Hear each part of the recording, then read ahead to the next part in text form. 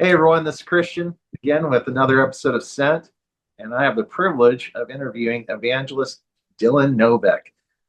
You have been ministering to people all over the world, and especially in Hollywood and around Texas, and going to Comic Cons. You have some great stories and great testimonies, and I was wondering who was the first actor or actress you reached out to with the gospel? I'd have to say Margot Kidder. So, like you and I were talking, we're both big superhero pop culture nerd people, and I always loved the Christopher Reeve Superman movies. And up until the one that came out last year with David Cornsweet, that was the best Superman. And Christopher Reeve is still forever Superman. But Margot Kidder had said in an interview that she was an atheist, and as a 13-year-old, I'd gotten saved when I was 8, but I realized, oh my gosh, this is somebody who's lost, and I have an opportunity to stand in between them and hell. And I didn't want to do it because it's not the most natural thing for you to want to talk to somebody about something uncomfortable. And there's nothing more uncomfortable than talking about death. Of course, we all know the saying, what do you avoid talking about? Religion and politics. Well, I'm more than happy to avoid politics as much as possible, but religion, we could take it a step further and say I don't push religion. I share a relationship with Christ, but I'm like, this is literally a matter of life or death, and this is incredibly important. And for us as Christians to say, oh, well, that's for other people to do, or I don't want to be offensive, the gospel itself is offensive. It goes against everything our flesh wants and craves.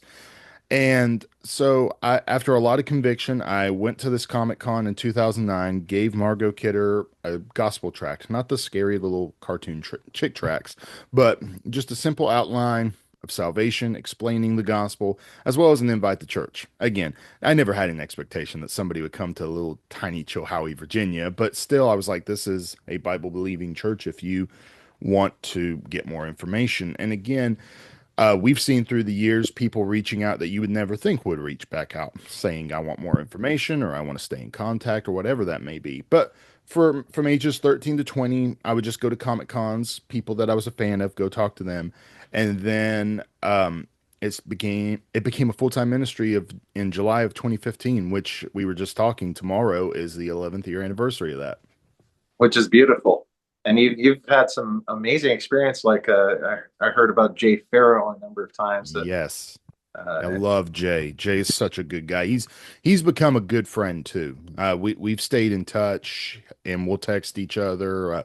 I'm actually going to see him. He's coming to a show in Nashville in September, and so we're going. My wife and I'm going to get to introduce her to him. We're going to go hang out with him some. So I'm really looking forward to that. that's awesome. And you had Jay Leno contact you, thanking you Yeah, for the two Bible. J's. Yeah, yeah. Maybe that'll be the name of the ministry after this. Two There you go. Jays. No, I'm getting ready to start my own podcast. I'm talking with my friend Billy Hallowell with CBN, and it's going to be the Green Room Gospel. But I was like, should it just be two J's? I mean, it's just the way things were going this summer because it was all back to back to back to back. And Who's the next famous Jay? oh gosh, I'm trying to think. There's Jay Leno, Jay Dr. J. Farrow. Who? Dr. J, the I don't famous know, Doctor. basketball player. See, okay, that's where you'll get me. I'm not that great with sports people. Uh, There was a very good friend of mine in North Carolina. His name was Randy Shepard. He passed away a couple years ago, unfortunately, but he had a huge sports outreach to famous athletes. I went with him a couple of times, and he picked on me. He's like, "You have no idea how to make small talk with these people." I'm like, "No, I don't. I don't know anything about sports." And then he came with me a couple of times with musicians and actors, and he's like, I am convinced fully that God has given us different ministries for a reason. I said, absolutely. We get along because of our love of the gospel and of Jesus Christ. But yeah, no, he's not. Yeah, it was just so funny. I've witnessed to some sports people though. So, but unless I've witnessed to them, I probably don't know who they are unless it's the biggest of big names. And my best friend, if he listens to this, he's just gonna come to my office and slap me and walk out because he's a big sports guy. We're gonna see Dennis Rodman in October, and he was like, Can I go with you? And he's gone with me plenty of times. And I was like, yeah, absolutely. I'd love that. I said, I gotta have somebody to make small talk with. And he's like, yeah, I'm just trying to picture you make small talk with Dennis Rodman. And I was like, yeah, I don't see that going well without a buffer. Well, I almost wonder if he's going to be pretty open. Uh, I could see it. I think he's humbled himself a lot through the years.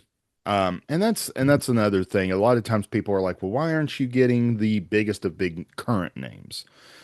Which sometimes we have. We've gotten some recently relevant people that it's like you're very prolific right now. But I think sometimes, not always, but sometimes people need to get everything that this world has to offer that are in this industry and realize this isn't it. mm, And I had this one guy, you probably know who Matthew Lillard is. And I, yes. I love Matthew Lillard. I think he's a great guy. I've met him twice. First time I met him, he told me, he said, I'm so glad you didn't meet me when I was younger, when I was at my height, because I would have said, I don't need God. I am God. I've got everything this world has to offer. There's nothing, absolutely nothing that I can't have. And now I realize I am nothing. I am just another guy. And I've made a lot of people happy with my work, and I'm very grateful and blessed for that. But I realize that I don't have the power of this world. And I'm like, good.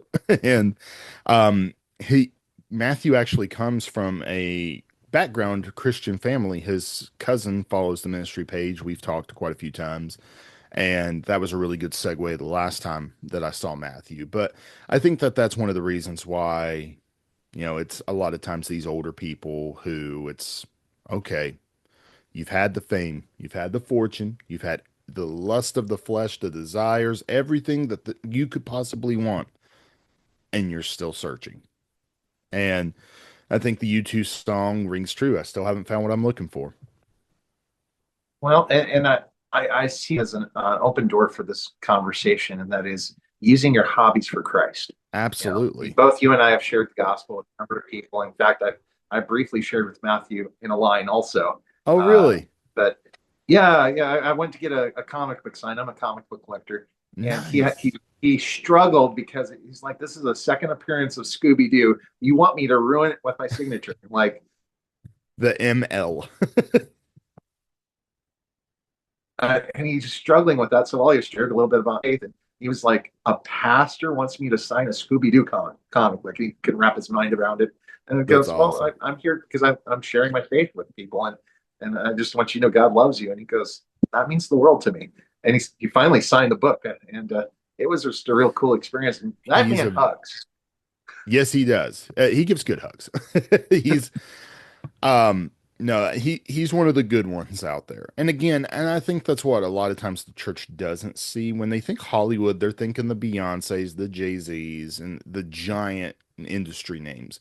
And I'm not saying all of them are wicked. There are people that are wicked, and I will happily acknowledge, not happily, but I will very verbally acknowledge that. But a lot of the people that we're reaching, it's the Matthew Lillards. It's like you are about as far from the big industry of evil as it gets. You're just a family man. You're coming to these shows to supply for your family, and they're why can't we meet them where they're at and share Jesus?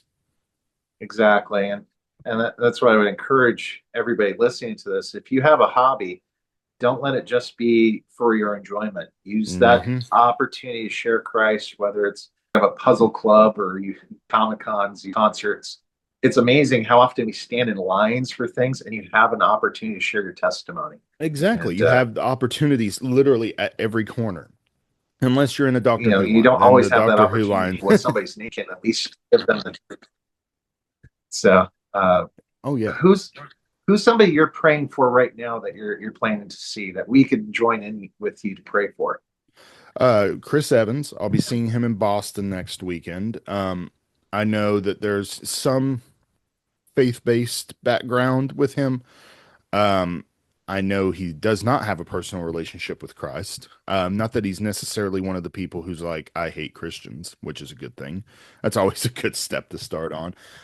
Also, we're going to be seeing Justin and Ken Young from The Hangover next weekend in Pittsburgh. Another just a music industry person. So next weekend, and just in general, be praying for us. It's originally when we planned this, it was not this crazy. Well, I'm going to be driving to Virginia for about 5.5 hours to see Stuart Copeland from the Police, who's an atheist, but seems to be questioning a lot of things. After I see him driving up to Pittsburgh another 6 hours, spending the night, wake up, hit that convention all day Friday, go to bed, wake up at 4 a.m., fly to Boston for that show. I'm there all day Saturday, and then flying home Sunday morning to church because one of my students is going into the Navy and it's kind of their going away service. So it's going to be I'm going to be running on fumes. But be praying for that. But those are just a few names also to be praying for. Chris Evans, the guys from The Hangover, Cheech and Chong. I've already talked to Tommy, but I've not met Cheech yet. And then Stuart Copeland. Those are just a few. Hmm. Yeah, I'm hoping that I'm able to meet with William Shatner. Bible, but I just want to see if I can break. Uh, some of these old timers, they're disappearing. They are. And it's funny, I've seen Shatner 3 or 4 times this year. I mean, the guy practically lives at Comic Cons, and I saw him in April, and I met him many times before that, but got him a giant print personal size Bible and everything in April. Well, then it seemed every convention I went to, collectors I knew were like, "Hey, can you get my comic book signed? Can you get this photo signed?" I'm like, "If I have time." It's always kind of goes back to that. And he was like, "Are you just going to keep following me?" I said, "Yeah, until you read your Bible." And he's gotten so much nicer over the years. He really, I'm so thankful he got sober. That really, really helped him. I think also his friendship with Henry Winkler helped him, Yes, yes. and I I've mean, heard he's a Henry's the really nice guy. definition of smiles and sunshine. Have you ever ministered to Henry Oh Winkler? yeah, sorry. Thing. Yes, we saw Henry just a couple of weeks ago, and I'd met him a few years ago, and it's so funny how the Holy Spirit works because when I met him before, he showed really no interest in talking about God, the gospel, the material, or anything. And I was like, man, that was just kind of a bummer. Oh well, shake the dust off your feet, move on. Well, he was at this event a couple weeks ago, and I don't know why. I just had this really, really strong burden to talk to him again. And I was like, I don't want to, just because it was so, like we've talked about, it's so awkward sometimes. And I'm like, I don't want to beat a dead horse. But again, I would rather somebody be annoyed with me here in this lifetime than to look at me on the day of judgment and say, why didn't you tell me? Mm. And so because that's our responsibility as believers. We can't save anyone, but we can tell them how they can be saved.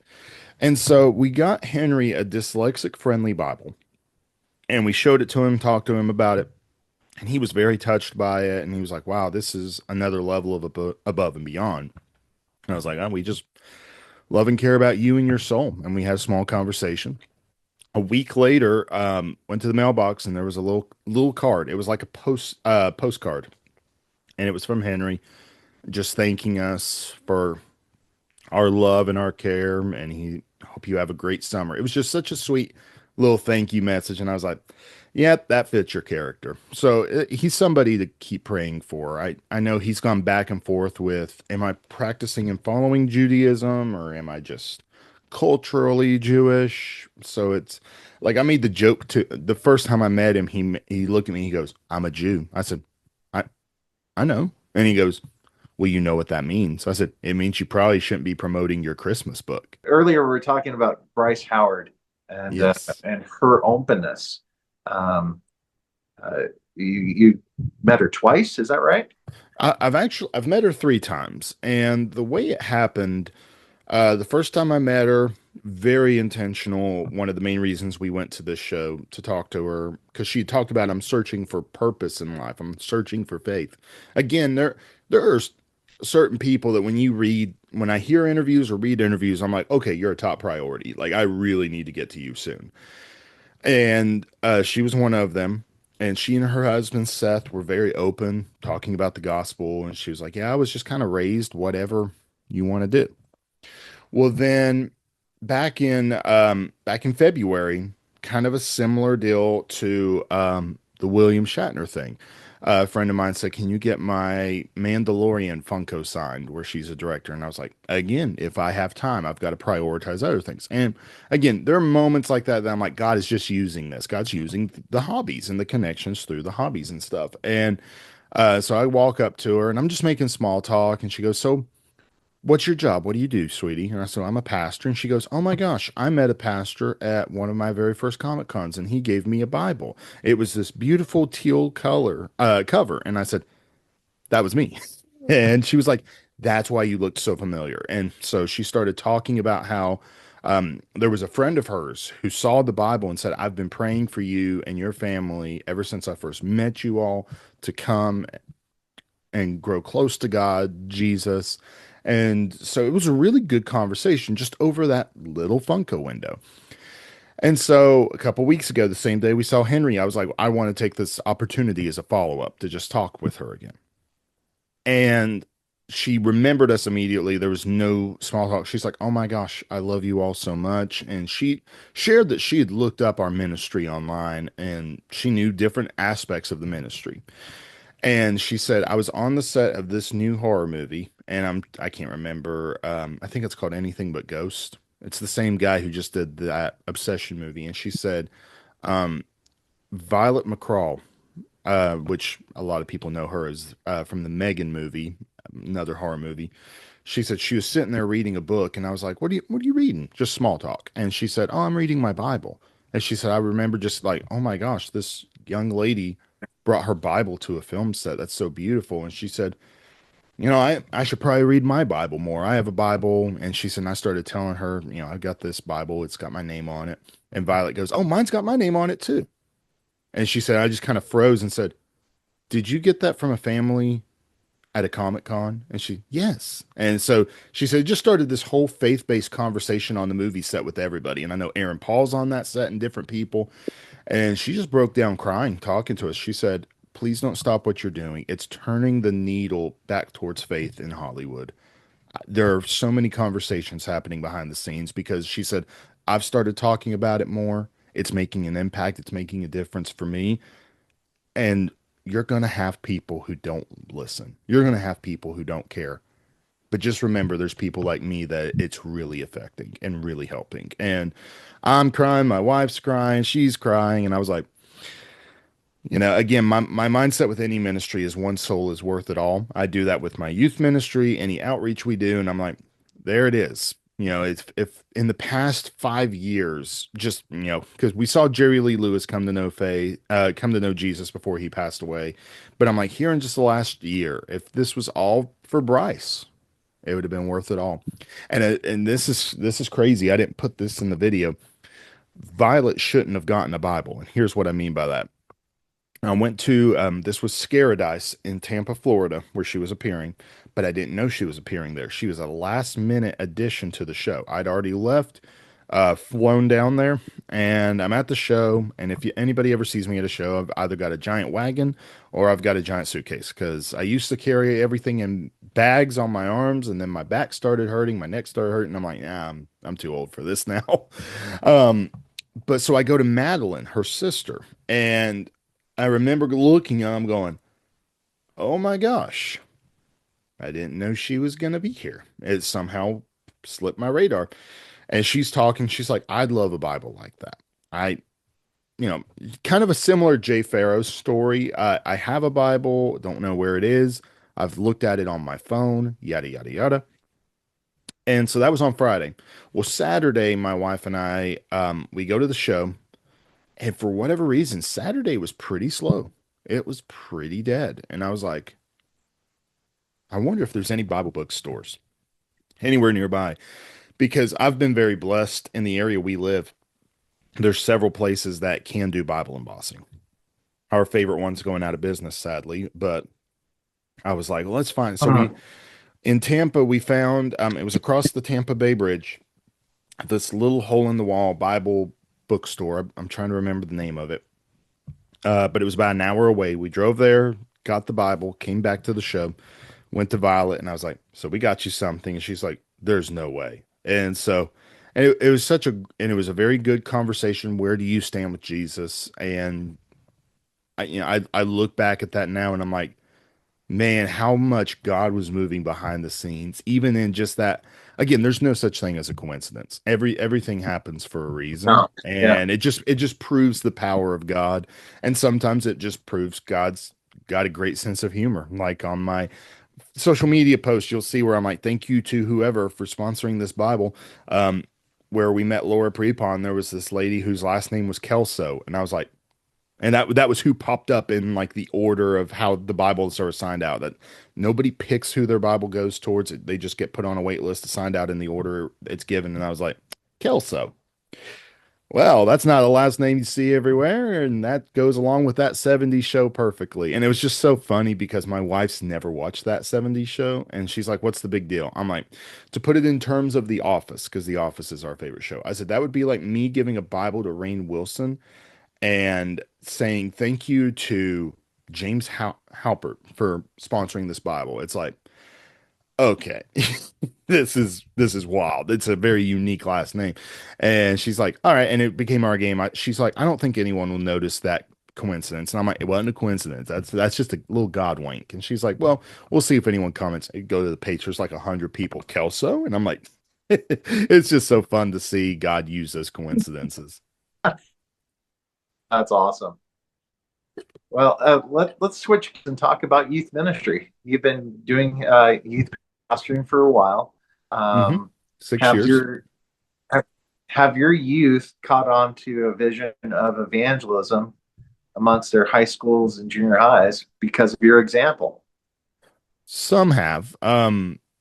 It's I make the joke to them all the time. I'm like, people don't share the gospel because they're worried about being awkward. You guys are teenagers. You're awkward anyway. Get over it. Just embrace it. Um, but yeah, we do evangelism services where yeah, and really from January of this year, when I say we've been hammering the gospel and evangelism, it's just been like tonight we've been walking through the case for Christ every week. Um I've shared with them, I'm like, the reason is you're going to be confronted with a lot of questions. You have to be prepared to give a reason for the hope that you have. And we, as followers of Christ, because we have the truth, there's so much overwhelming historical evidence, both outside and inside the Bible, that constantly proves each other that it's irrefutable. And so, um, we'll have evangelism nights where I just take them downtown and I'm like, invite somebody to church, give them a tract, and just have those small conversations. And they've dealt with rejection, they've dealt with Jehovah's Witnesses, they've dealt with crazy people. And I've told them, I said, it's part of it. But if one person from all of that effort got saved, that one person was worth it all. Just the same as if there was only one person that could have been saved, Jesus would have still died on the cross for them. I've taken some of them with me to a couple of shows, and they're like, "Man, this was something." Yeah, like this one kid, he was like, "This is not at all what I expected." I was like, "Yeah, it's its own world, kind of." They also learned that. Uh, essentially fast every time I go to a Comic Con because I don't have time to eat. I'm just like, go, go, go, go, go. And they're like, when do we Oh eat? I'm yeah, like, well, you wife still doesn't yeah. understand that, but she's good. She'll go get food and bring it back to me when she's with me. But like I was with them and they're like, when are we going to go eat? I'm like, I told you guys, you have freedom to go over there and do whatever. I'm not stopping until we're done. Because it's always beat the clock. But it has been really encouraging to see several of the kids have a passion for I have to reach my friends. And honestly, I have to reach my family too. Because a lot of our youth group is we have a wonderful van ministry, 3 vans that run every service. And a lot of those kids, they come from a background where the parents just don't care about God. They don't care about getting their kids in church, obviously.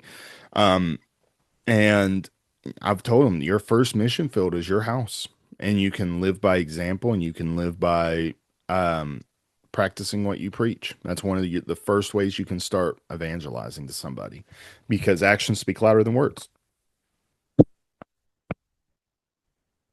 Dylan, thank Thank you so much for being a part of this. I'd love to do the part two sometime with you and get updates on what you're doing. But we Absolutely. and we're going to be praying for you and praying for Chris Evans and Cheech and Chong and us because their lives matter. I love how you put it. You love, and so um, I think that's a thing that we all need to take in consideration is how we treat them like they're soul, or do we treat them like they're beneath us? And that's Exactly. we have to love one another, including people that you might even disagree with politically, socially, whatever, but they need the gospel. So thank you, Dylan. Absolutely. God bless you. No, thank you so much.